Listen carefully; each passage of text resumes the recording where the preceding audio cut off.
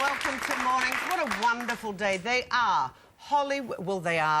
Broadway royalty. Patti LuPone was the very first Evita on Broadway. She created this role. Mandy Patinkin set the same stage with her, and he created Shay. They both won Tony Awards and created a most magic 30 years of history. I'm thrilled to be joined by Patti LuPone and Mandy Patinkin. Applause, applause, applause, ladies and gentlemen. Good morning, all. Thank you. Hey, welcome. This is a swift move in here. You've just arrived. Are you happy? Are you settled? Yes, I was just in the makeup room and they screamed for me. I didn't arrive from, like, New York. Well, it is wonderful to have you both, and welcome back. It has been, what, 3 years since you joined us? 3 years, yes. It's good to be back, thank you. Excellent. As I mentioned, the most magic that you created, from my memory, and it is 30 years ago, that wonderful show, Evita. What are your memories, if you go back that far? There's a lot of memories. I remember, I keep wondering why we don't do the waltz for Che and Ava on stage, Mandy. We'd have to figure out somebody who'd remember. We're not dead yet. There you go. I had great, well, Mandy was my ballast. It was a very hard part for me to realize because it's vocally so difficult for someone that has my range. I have those top notes, but they sit on those top notes. So it was really, really, really hard for me to sing. And it's an odd part because it's an unlikable part. And Mandy was my ballast. I mean, I remember all the times that Mandy protected me and took me by the shoulders and gave me sage advice and kept me on the stage. And I'll love him forever for that, among other things. That camaraderie and that friendship clearly has lasted the distance. Do you remember being such a support? I do. I remember, you know, performers are often frightened. And I think one of the things Patti and I share is we have a common quest for fighting that fear, you know, probably for our whole lives in various different areas. And it's sort of a ping-pong game with performers in different venues that you work in through your whole life. If you're not afraid, then I'm afraid, and you help me. When I'm afraid, when you're afraid, I help you. And I just remember that moment when she needed me.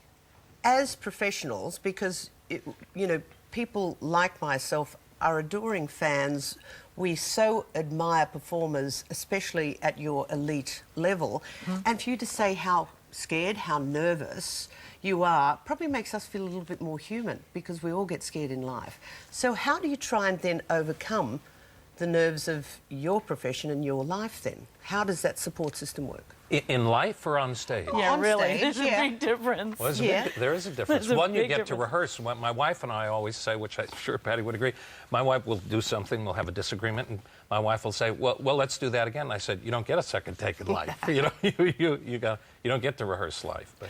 I think Mandy's absolutely right. There's a distinction. I'm actually as scared as I can be in my life. I'm scared of the dark, the inside dark, and I jump. I have a child, and I jump if I hear a noise or you know, I see something on television that could relate to my son.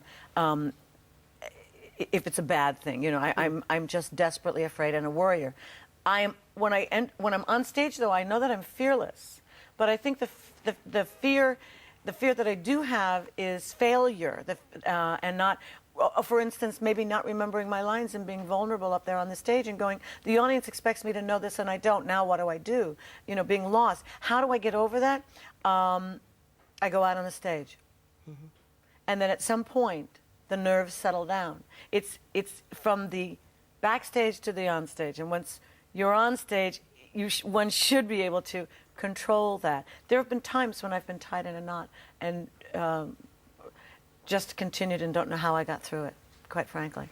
Is that just sheer professionalism and preparation? I think it's preparation, for sure. Not to mention talent. Yeah, but no, that has nothing to do with it. I think, would you agree? I think the fears that we have nothing to do with our talents. You mentioned it was difficult for you to get through that, doing Evita. So how did that manifest itself?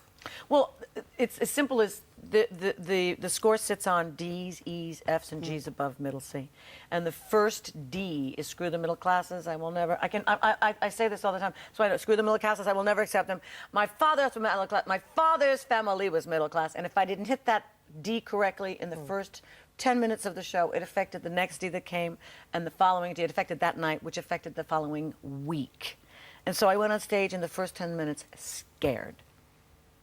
And it was about focusing and hoping that I would hit that note. It took me the entire New York run. You know, I played it here for 3 months, and that was the first time I was released from that pressure. For some reason, I could sing it down here.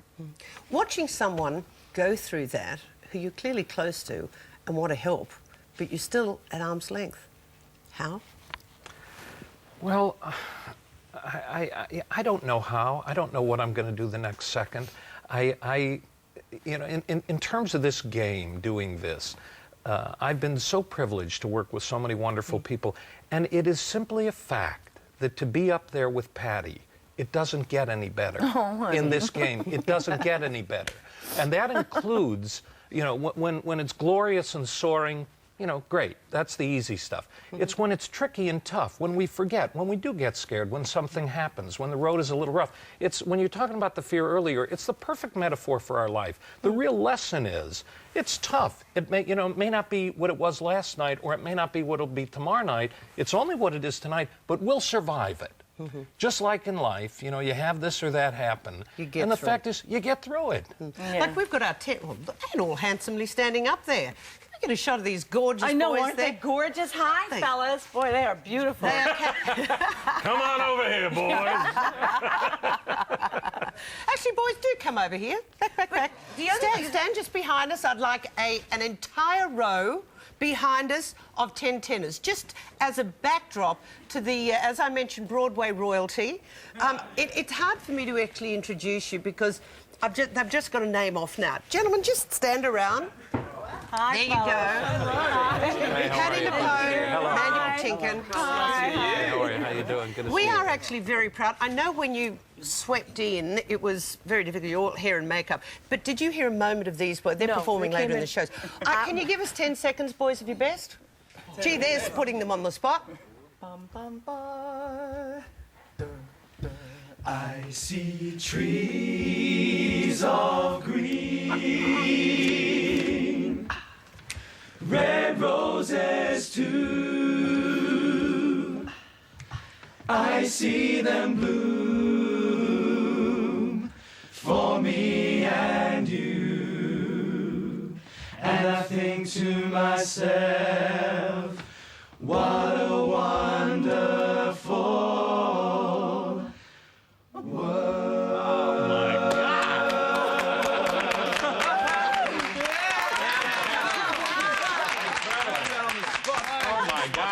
are phenomenal. Wait till you said you I am embarrassed to put you on the spot, but I knew you could cut it, fellas. Oh, you guys are great. These guys go Great. 10 Aussie tenors. What do you think? 10, is that your name, 10 Aussie tenors? The 10 tenors. Oh, that's great. Well, best Come of with luck. us, please.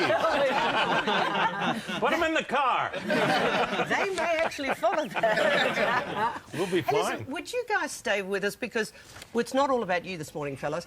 They'll be coming back to perform, but there's so much more I'd love to talk to you about. So if you'd be so kind, Patti LuPone, Mandy Patinkin, the superstars of the stage, are staying with us. While over the rainbow we are pining